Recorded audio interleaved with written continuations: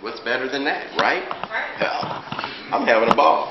But anyway, after 8, 9, 10 years, the strangest thing happens, and it shows you how the cosmos works sometimes.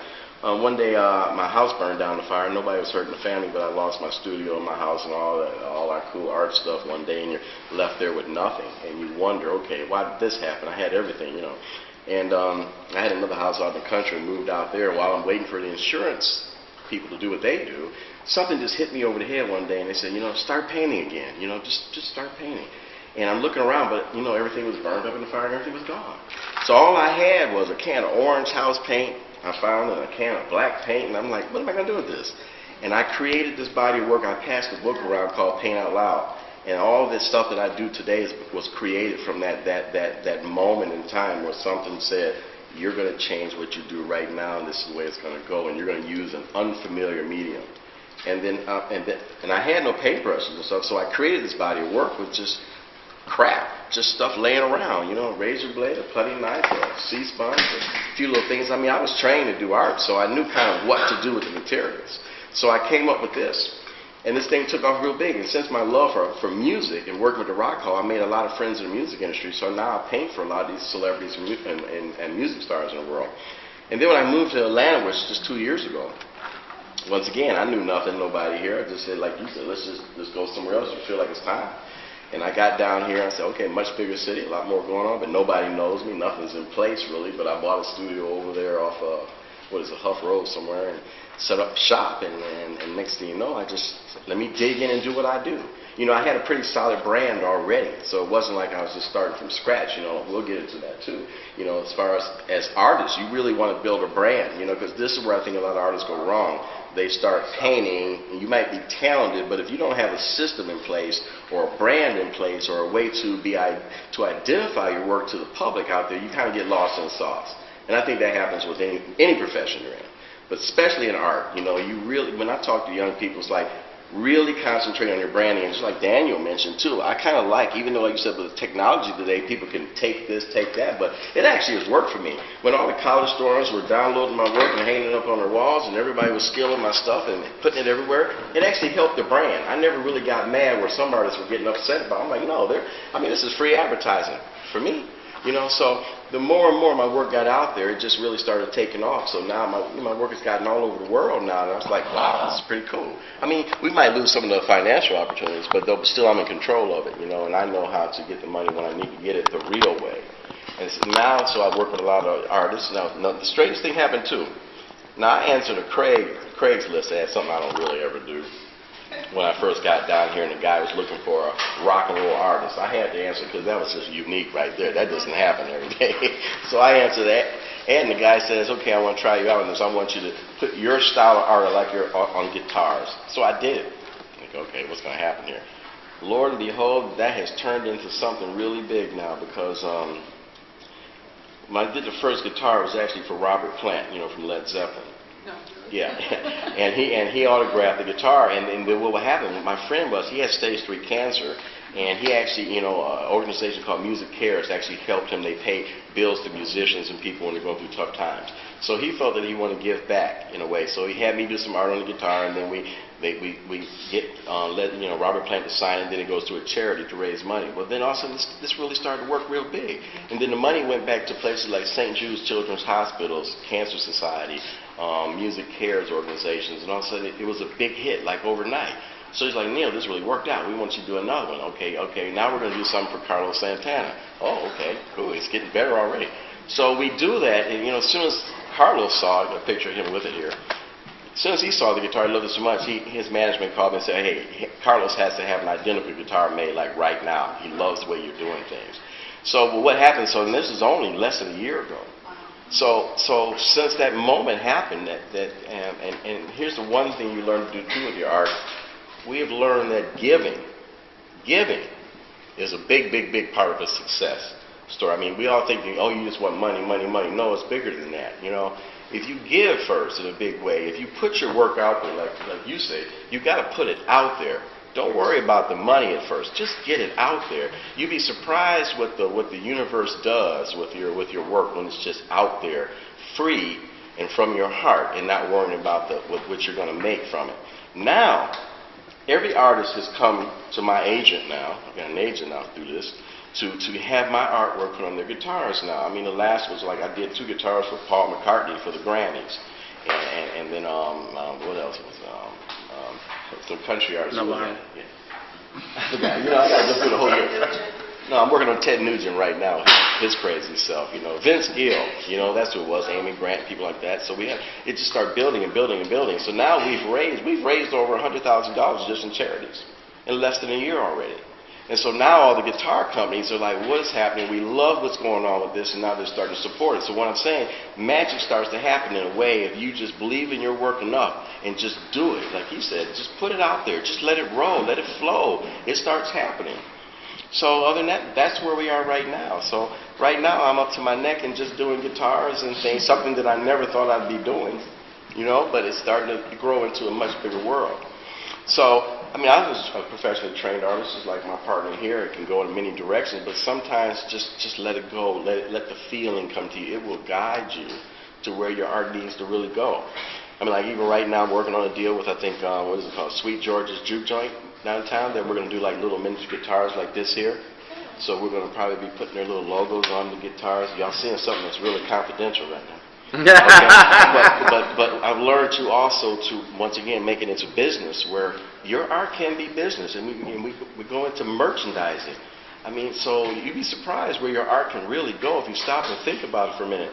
There's a lot of things out here, and like I said, the world's moving so fast with the technology, but your art can be placed on all these new areas these days that the kids will love and people love, and technology now, like I said, posting things on Facebook and Twitter and all these things now, it really brands you, and people start to follow you, and you get a buzz behind yourself, and things really start moving a little faster than usual. I mean, I'm an older guy, and I didn't think it was going to be like this, and my kids laugh at me when they say, "Oh, Dad, you finally know how to do a little social media, huh?"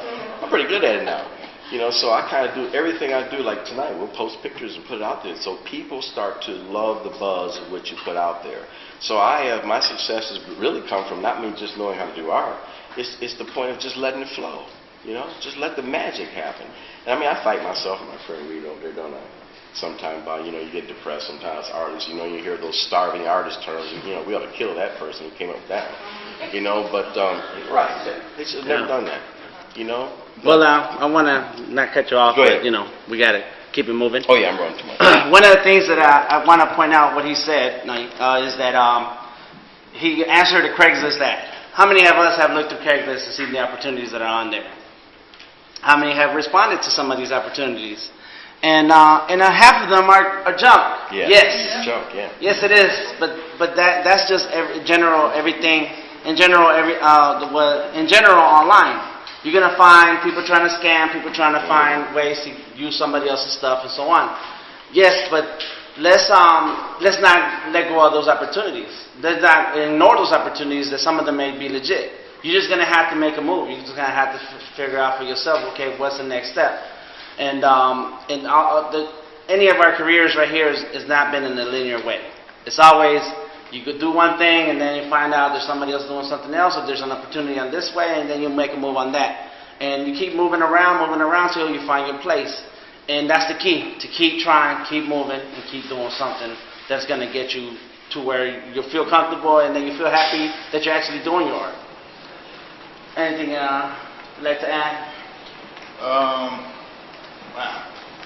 I mean, there's a lot of things to add. I'm trying to think from what perspective. Well, one thing that I usually say,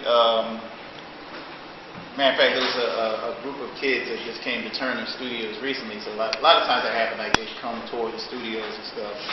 And what I kind of come to learn that I emphasize to them more so than whatever it is that they're going to do is thinking about the circle of people around them. Because a lot of times you don't realize the people that you call your friends are the same ones that are chipping away at you, that are like basically stabbing you. Nice way of putting it. You know what I mean? And it's like, but you may not realize it. But, you know, that's my boy. It's my such, you know. But at the same time, they're really like silently, you know, shaking your hand from the left. You know, giving these compliments from the left, rather. Or, you know, you really have to think about, are the people that are around you do they support your dreams and your visions? Do they say, oh man, that's great work, and they want to see you success? They want to see you reach this point of success, like non-jealous, without jealousy. Like they really want you to be successful. You know, because there are those who, say, oh man, you still trying to do that art thing? Or, yeah, man, you've been at that for a long time, and it's like, yeah, I might be at this my whole life. So what? You know what I mean? Like that's the arts. I mean, Norman Rockwell, I think from what I've read, I think he died at the campus. You know what I mean? And so, yeah, I'm going to be at this for a long time, but sometimes you have to be around people that understand who you are and what it is you're trying to do, and they're not trying to break you down, because what happens, you may not realize this, but subconsciously they're making you create doubt about your own ability. Right. You may go back and be like, man, I don't know if I really want to do this. I don't know, such and such said this, that, the other thing, and then you start questioning yourself. But when you're around somebody else, at the point where you're questioning yourself, they're lifting you up. They're re-hyping you up on who you are, and then you go back and say, oh, no, I'm amped now. Now I'm coming up with something else. You know what I mean? So that's the main thing that I say to like a lot of young people, or just anybody that's aspiring to go this direction. And I've experienced those things. I've experienced those things myself. In life, where it's like I had to reassess and reevaluate the people around me. Because with what I do, there's that perception of, oh, well, you did this, you did that, or you think you're this, you think you're that. And I was like, no, you think I'm that. I don't think like that. It's like I know everything that I had to do in order to get, like when I went to LA, I knew, it's like I could have been in a position where my whole family was homeless. So, it was my ex-wife at the time and my 2 sons, and I was in a position where I think I was down to like $100. It's like I'm in LA, and it's like, what am I going to do? I'm doing all these tests and all these, I was doing tests for Family Guy, Simpsons, Godzilla show, Men in Black cartoon, and it's like a job. It's like you come in, you got to do storyboards, character design, and all that stuff for hours, or they'll send it to you. You got to finish it and get it back to them, and then they'll let you know if you got the job or not. So it's like working a full job, but you're not getting paid. And it's like that because there's so many people in LA trying to get these jobs. So it's just like, man, what am I going to do? So I pawned a lot of my stuff. I got rid of my music equipment. I was trying to figure out, man, what am I going to do? Did I make a wrong decision coming out here? Because in New York they offered me a full-time job at MTV Animation. And I said, nah, I want to go to LA, man. Sunshine, and milk and honey. That's what I'm hearing. I want to get some of that. But then when you get out there, you realize, like, yo, what's all this? But suddenly when things turned around, like the day that I got a phone call from Sony Animation, they called me the same day Class Cachupo called, and next thing you know, there's like a bidding war for my salary. And I was like, what? Oh man, you know what I mean? So I always think about those things, like whenever somebody says, well, you got this, they talk about it as if, you were just born with all these opportunities. And it's like, nah, man, I left New York without having a job in LA. I just said I wanted to be in LA. That's where the jobs are at. I'm going to go there.